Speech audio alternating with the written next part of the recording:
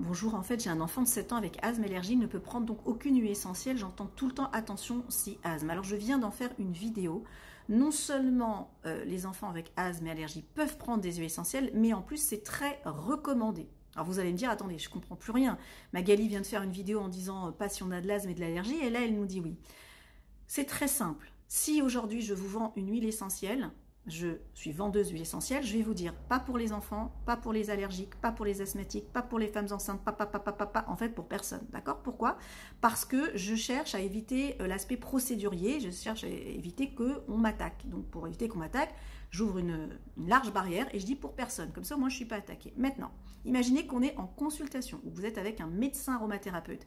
Il va vous expliquer précisément le mode opératoire, comment on peut utiliser des huiles essentielles sur des enfants allergiques, asthmatiques et avec des résultats extraordinaires. Je vous le dis parce que c'est ce que mon père a fait pendant 40 ans en tant que médecin spécialisé en aroma.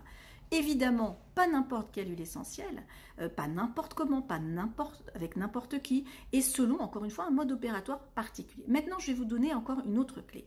Pour les personnes allergiques, notamment les enfants ou asthmatiques, on va éviter effectivement d'appliquer sur la peau. On va éviter de respirer. Donc, qu'est-ce qu'il vous reste? Je ne peux pas les respirer ou j'évite.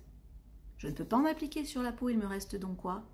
La voie orale. Alors, regardez la vidéo que j'ai faite avant et j'explique en quoi la voie orale, c'est la voie la plus sécuritaire.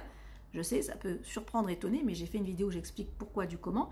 Parce que la majorité d'entre vous, vous avez ce logiciel et ce logiciel vous dit que l'huile essentielle sur la peau, c'est ok, mais l'huile essentielle par voie orale, c'est toxique. Eh bien, c'est faux.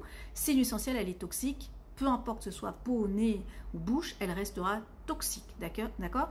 Et d'ailleurs, le fait de prendre par voie orale, c'est l'interface la plus costaud, puisque c'est l'interface digestive. On a beaucoup moins de soucis. En 40 ans de carrière, mon père a traité des dizaines, des centaines, des milliers de cas de personnes allergiques, asthmatiques et des enfants. Et là où il a eu le moins de soucis, c'est par la voie orale. Juste une petite image pour que vous compreniez bien. Quand vous touchez là votre lèvre ici, vous sentez la texture de la peau. Et là, vous passez de là à l'intérieur. Là, vous avez changé. Là, c'est l'interface cutanée, c'est la peau. Et là, ici, c'est tout doux. Eh bien, c'est l'interface digestive. Et cette interface digestive, elle est costaud. Elle peut digérer voilà, des aliments, de la viande, de l'alcool, etc. Alors que l'interface respiratoire, par exemple, ce sont des alvéoles. Et c'est très, très fin. D'accord? L'alvéole, elle rentre en contact avec de l'air. Donc, quand on va respirer des huiles essentielles, alors je ne parle pas de respirer juste au flacon, je parle vraiment avec un diffuseur en verre, des petites microparticules qui vont rentrer dans les bronches. Ça, c'est très compliqué pour les asthmatiques allergiques. D'accord? Donc, évidemment qu'on peut les utiliser, mais ça demande un niveau d'expertise qu'on ne peut pas partager sur les réseaux sociaux ou difficilement. Donc, on dit ne pas faire. C'est comme si moi, je vous dis ne prenez jamais une voiture. Si je passe mon permis de conduire, je peux prendre la voiture, non? Voilà. C'est pourquoi mon père a écrit mon code de sécurité aromatique en 26 points, docteur Daniel Pénoël. Il vous dit en gros, vous avez envie d'utiliser les huiles essentielles? Passez votre permis de conduire. Et je pense que c'est peut-être ça maintenant qu'il faut arriver à dire au public qui s'intéresse aux huiles, puisque maintenant apparemment on est arrivé à une maturité du marché au niveau des huiles essentielles. Il faut leur dire passez votre permis de conduire aromatique, parce qu'on ne peut pas passer notre temps à dire les femmes enceintes, non, les enfants, non, ou pas avant 10 ans ou 6 ans, les allergiques, non, les asthmatiques, non, non, non, non. Mais en fait, oui, oui, oui. Mais il faudrait rajouter, il faut être formé. D'accord?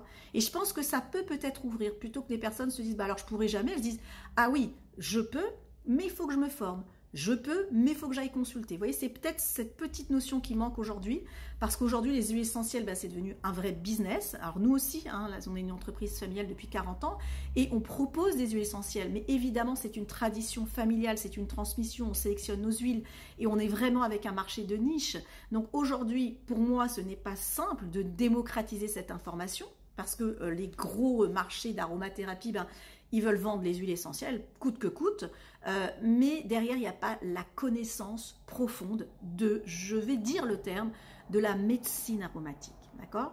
Faire de l'aromatologie, c'est une chose, faire de l'aromathérapie avec un médecin, eh bien, ça vous ouvre les voies de la guérison, parce que le flacon seul, il ne peut pas faire grand-chose, il vous faut la connaissance. J'espère que ça vous aura un peu éclairé.